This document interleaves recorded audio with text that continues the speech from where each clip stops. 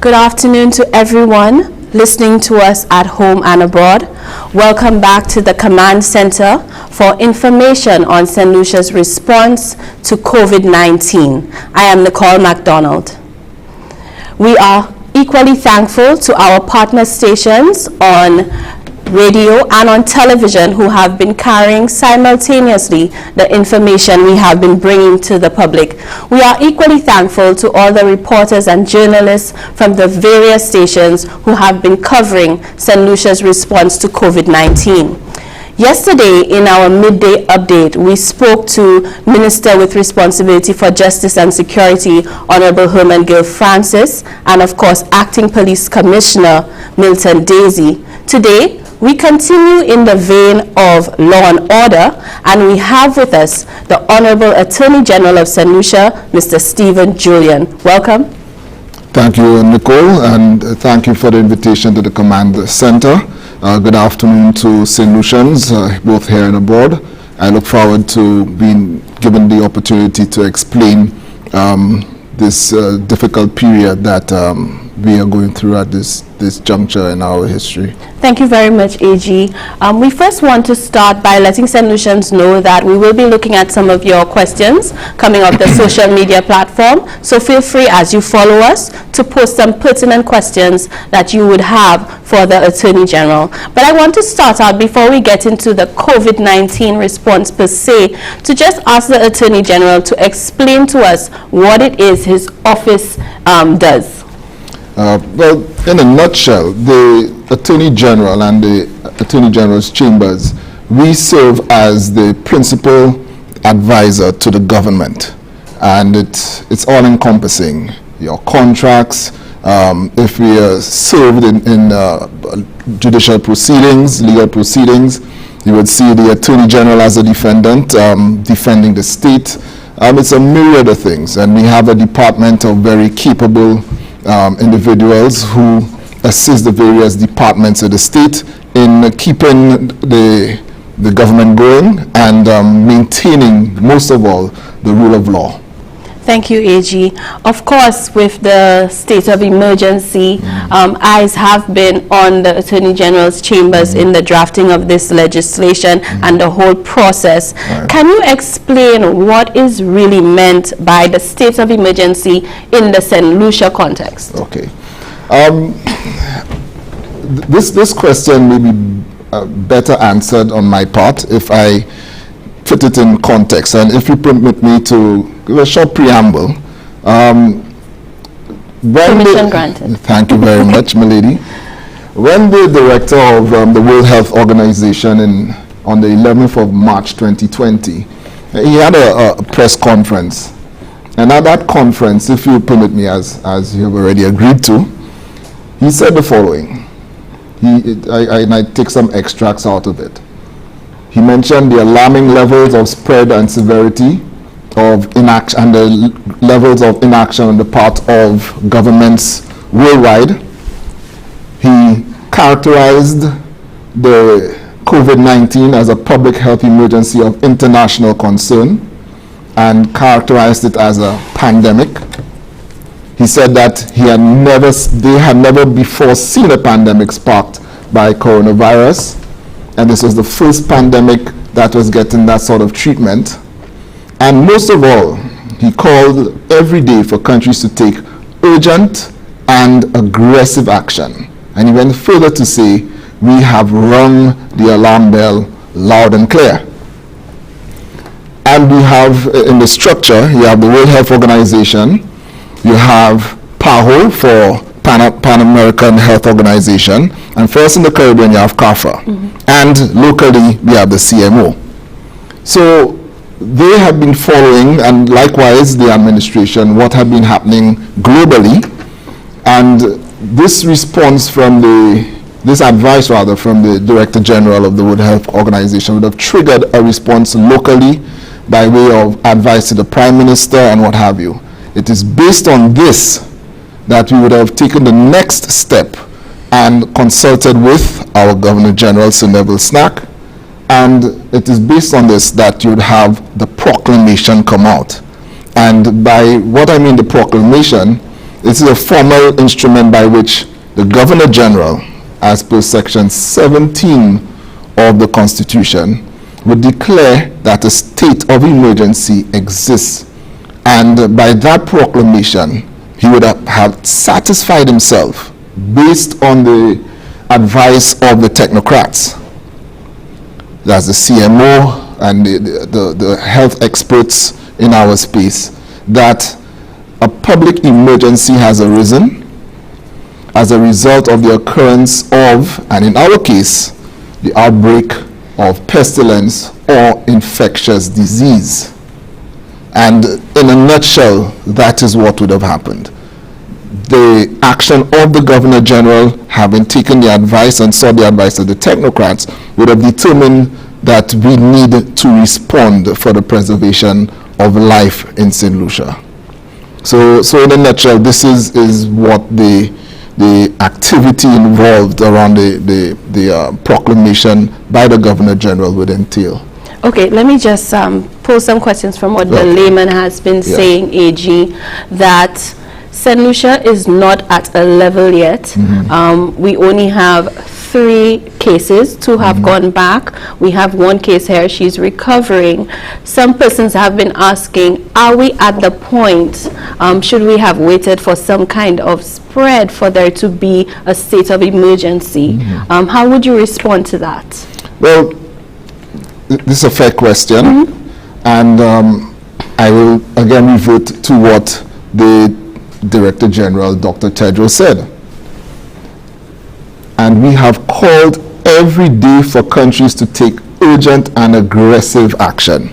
So do we decide to be Italy and what's happening there, this scourge called coronavirus 19, or do we take example from our friends from Taiwan? Do we wait until it is literally knocking at our door, or do we wait before it arrives at our shore to the extent that I saw only this morning in New York, where the healthcare workers are repurposing, and I'm using this fancy word, garbage bags into protective gear. We know our resources, so I think we have done, and I am convinced that the state has done the responsible thing in trying to curtail any spread beyond the level that it is currently at. Okay. And this is what we have been implored to do by the technocrats, the healthcare workers, from within the region and from within our shores. We need to take these preemptive steps. So we saw the declaration that was gazetted by the Governor General. We also saw that the government went to Parliament the next day for the state of emergency and for the Emergency Powers Disaster Act. Right. Can you explain to us why that was necessary? Right.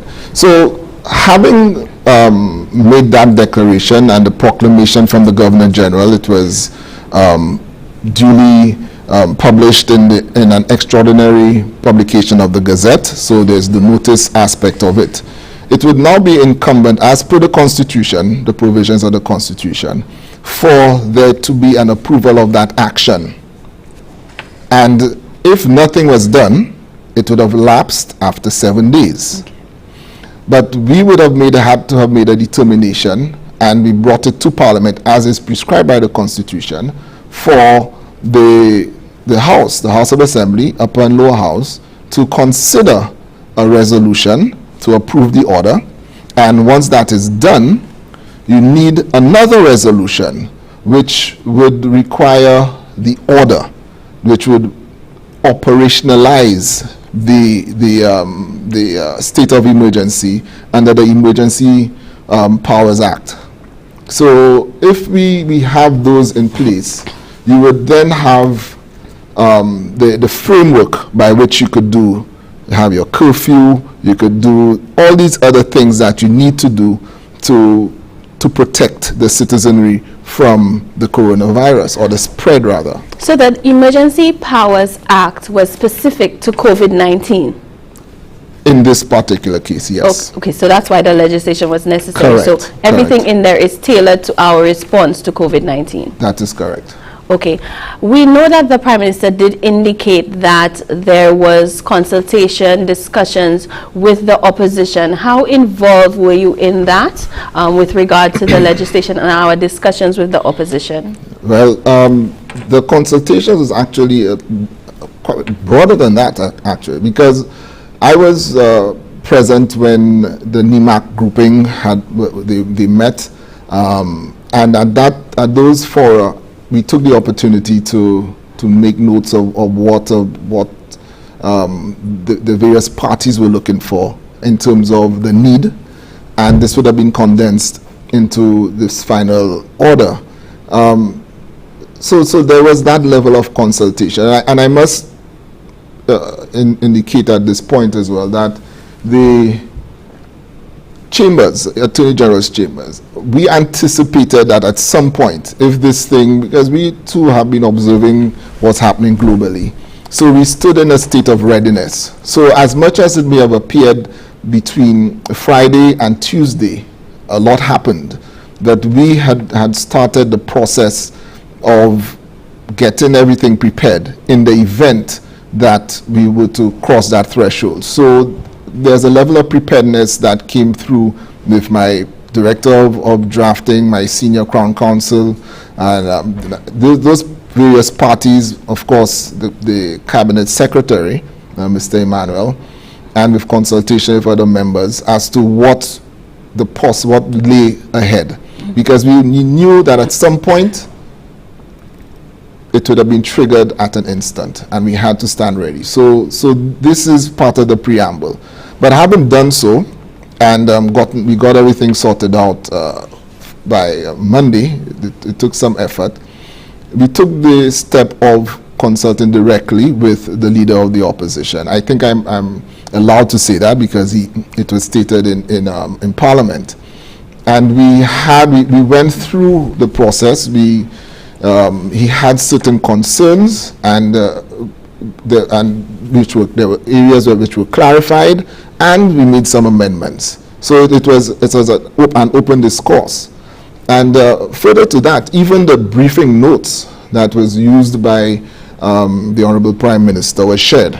So there were no surprises, and especially in terms of the timelines.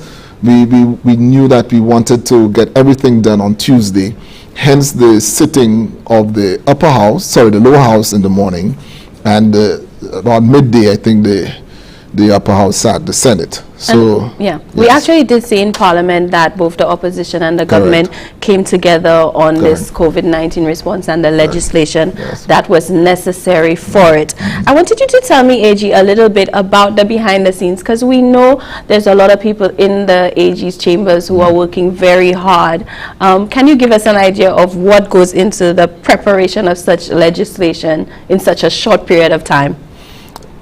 It took a Herculean level of effort on our part, and I take no credit for it. Most of it lies at the feet of my senior Crown Counsel. We have Mr. Williams, we have my Solicitor General, Mrs. Portland Reynolds, and of course the Director of Legislative Drafting, Ms. Julien Vidal-Jules. We put everything together. We got the instructions. We understood the ramifications of the action. So this wasn't something that we took lightly, because at the end of the day, there will be discomfort, and you want to minimize it. But I recall at some point, and I think I said that to a senior technocrat this morning, that I recall a judge saying that the best decision is one where neither party goes home happy. It is impossible to satisfy all the interests, but the greater good has to be preserved, and which is the protection of life and limb. And we put, having that initial concept at the table, we sat in and we tailored this for our St. Lucian context. So there are certain things in there that you will not see anywhere else. Yeah. And in his statements to the House, the Prime Minister did explain that there were specific issues that were happening with our quarantine facilities, with people not obeying the rules in terms of social distancing, which had in effect caused the government to do this in order to support the work of our chief medical officer and obviously to support our police. And yesterday when Commissioner Daisy was here and Minister Francis, they did explain how important the legislation was for the carrying out of their duties. Can you give us an idea, AG, of how long the state of emergency remains in effect? Yes, thank you. The state of emergency will lapse, that's the language that is used, on the 26th of April, if nothing is done to continue it. Because you have the ability to extend it for 12 months. But you have to return to Parliament and get permission so to do. With regard to the need for it as well, I must highlight that for the purpose of enforcement, it is less for the law-abiding and more about those who at some point determine that they will operate above the law and serve the self-interest. So yes, you may believe that there'll be an infraction on the right thinking person without the need for a curfew.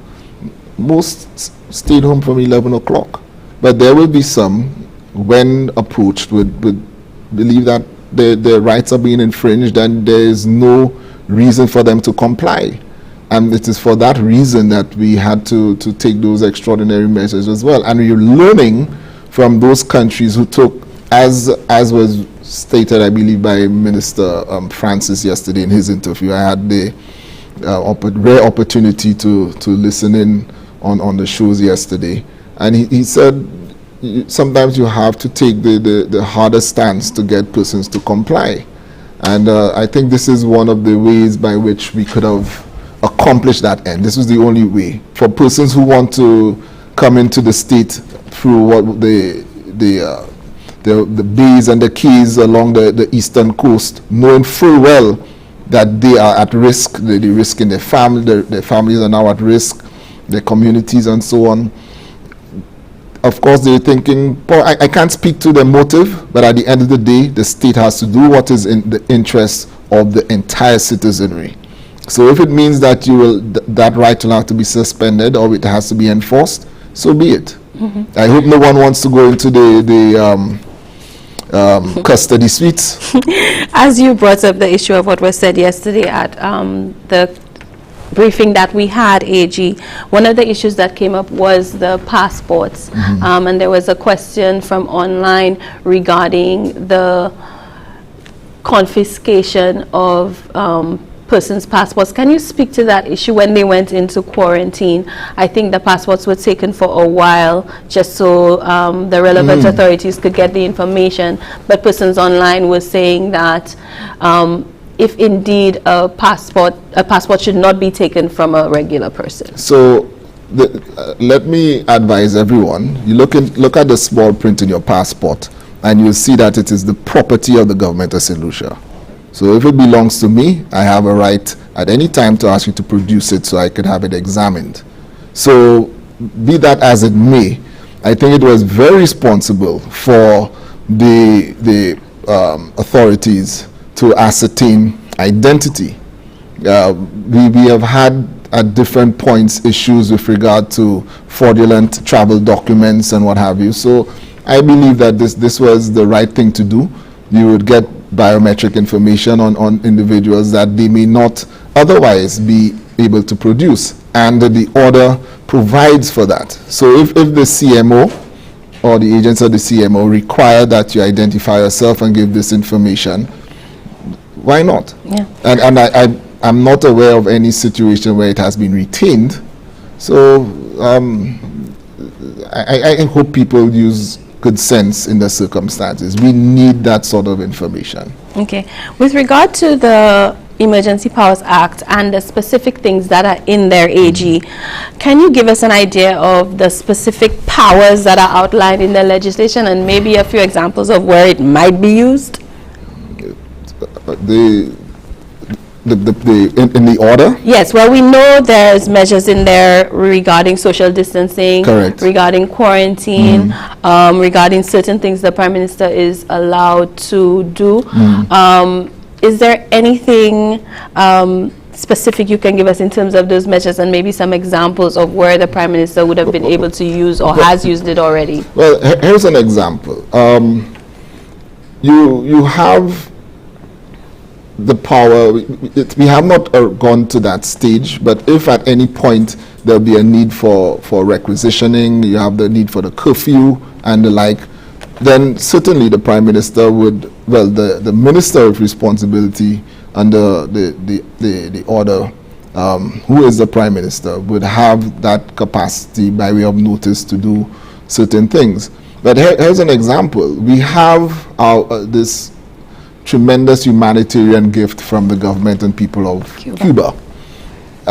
And on short notice, and of course, we must also mention the Cayman Islands for having facilitated the transport across, where they now need to get boots on the ground.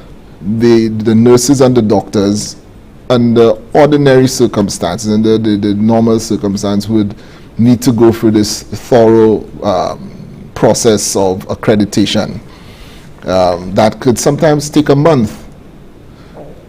With this order, these individuals within days could be on the ground providing the relief and the support. I say relief because we must also factor in that some of our healthcare professionals are in the process of the transition from VH to OKEU. Then you have others working at the quarantine center at Rodney Bay facility rather, and you have at the Grosley Polyclinic and around the island you have the need. These persons may well be exhausted, and we may need them refreshed if this thing escalates, to be on the ground given that level of support. So we needed to get these Cubans in, and we are in fact currently working on a regime that will be a happy regime, because we have the local accreditation bodies, and to get them working. So by way of a simple order, and the Emergency Powers Act gives the minister, the Prime Minister, the power to abridge or shorten rather the processing time for an exam in a case like this. Okay, we have seen AG, even with the state of emergency and with the statements made by the Prime Minister in terms of St. Lucia's response, some St. Lucians not obeying those orders. We have seen some businesses open that don't fall under the essential services list. What can the government do or law enforcement do in that regard? Well, you have the issues of social distancing and what have you. They could go in and do what they need to do, close the doors. So this again is about public health. So if the operator can be detained. So this is something that is very serious, and the authority which has the capacity to go in and enforce it at the ground level are our police officers, the members of the Royal St. Lucia Police Force. So if they come in and indicate that you are running afoul of the order, you must comply. Otherwise, there will be consequences. And I hope for the greater good that patrons and the operators of these establishments do the right thing. We've also received information, and obviously the police commissioner spoke to it yesterday, of persons transporting people illegally, especially from the neighboring island of Martinique. How closely does your office work with the police on such matters, if at all? Well, we are always available as the principal legal advisor to the government. Whenever the need arises, we speak with the the acting commissioner of police, in this case, Mr. Daisy. I also had a very good rapport with Mr. Mosheri, and we made ourselves available for that sort of open dialogue. I listened to him, and I concur with everything that he said, including the aspect of the protection of those officers who are going to put themselves at risk to intercept those individuals who are engaging in that sort of behavior. And I'd like to use this forum to plead with them that those persons who are engaging in that sort of activity to desist, and desist immediately. I would prefer that our police officers, the members of the correctional services, our firemen, are otherwise deployed, and if they get some downtime, to be with their families. So people ought to do, the examples out of Italy is a stark reminder of what's going on in the rest of the world, and we see what's happening with Louisiana as of this morning. It's now fast becoming the next epicenter for the outbreak. Over 100 persons died in one of the quarters last evening. So within the past 24 hours, I stand corrected on that. But this is what can happen. Can you imagine a small community with all these smallest villages and what have you, the outbreak in one house, and this would be a calamity. Yeah. So we hope good sense prevails. Yeah, final few questions, AG. With regard to the spreading of false information, this has been a severe problem all over the world, not just St. Lucia, especially with regard to Facebook, WhatsApp, voice notes, things going around. What recourse does a state have in dealing with persons who spread such fake information which causes such panic and damage? Well, ordinarily you have recourse to the Computer Misuse Act, but for our purposes there's a process, so you can't prosecute unless the DPP gives permission and everything along with it. You need these technocrats out in the field, but we've recognized that, and in the order, the COVID Emergency Powers Disasters COVID-19 order, that's number 42 of 2020, those who have the order in hand, at section 21, and that is one of those where I had some discourse and made an amendment with the leader of the opposition, Mr. Pierre. In it says that a person shall not publish or cause to be published, posted or reposted over a media platform inclusive of social media any purported news or report or purported statement of fact, knowing or having reasonable cause to suspect that the news, report, or statement, A, is untrue or false, and B, may incite public fear, panic, or ethnic hatred. So I think that captures everything. And so some are so ludicrous that persons dismiss it. But when, for instance, I had a friend who's a St. Lucia national who is returned home and was unaware of what's going on so much locally. I think you may have heard about this helicopter thing where people are saying helicopters will be spraying. Yes. And he called me in a panic. He was indoors and was wondering whether he would have to close his windows, and that is the sort of behavior, irresponsible behavior, that can have consequences.